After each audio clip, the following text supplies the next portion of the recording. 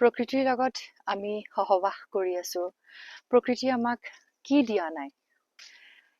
এই ঠাণ্ডা ঠাইবোৰত যেতিয়া আমি আহোঁ, অনুভৱ কৰোঁ, স্বচক্ষুৰে দেখিব পাওঁ আপেল, কিৱি, নাচপতি। এয়া অৰুণাচল প্ৰদেশত নাচপতিৰ খেতি দেখিছে।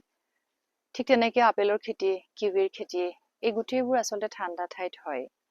কিন্তু কথাটো হ'ল এই যে ঠাণ্ডা ঠাইত হয় মানে নেচাৰেলি প্ৰাকৃতিকভাৱেইতো হৈ আছে ন এইবোৰ। ইমান ধুনীয়াকৈ ফলবোৰ আমাক দি আছে, আমি সেই ফলবোৰ খাইছো।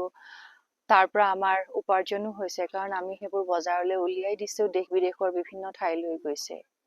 কিন্তু আমি যদি প্ৰকৃতিক ধ্বংসৰ মুখলৈ ঠেলি দিওঁ, কাটি কুটি গোটেই এখন ধ্বংসযজ্ঞত পৰিণত কৰো, এইবোৰ কিমান দিন বাচি থাকিব কওকচোন। গৰমৰ মাত্ৰা ক্ৰমান্বয়ে বাঢ়িব ধৰিব। গৰম যিমানেই বাঢ়িব, আপোনাৰ ফল মূলৰ যিটো গুণাগুণ, যিটো মানদণ্ড, সেইটো অলপ হলেও কমি যাব। গতিকে আমি সকলোৱে মিলি প্ৰকৃতিক ৰক্ষা কৰো আহকচোন। তেতিয়া আমি এই জাতিষ্কাৰ হৈ থকা ধুনীয়া ধৰণী এখনত বাস কৰিব পাৰিম আৰু নিজকে আমাৰ ধন্য অনুভৱ হব। ধন্য আমি ভগৱানক, কাৰণ সঁচাকৈ ভগৱানে ইমান ধুনীয়া এখন প্ৰকৃতি সৃষ্টি কৰি থৈছে আৰু আমি তাৰ অংশীদাৰ।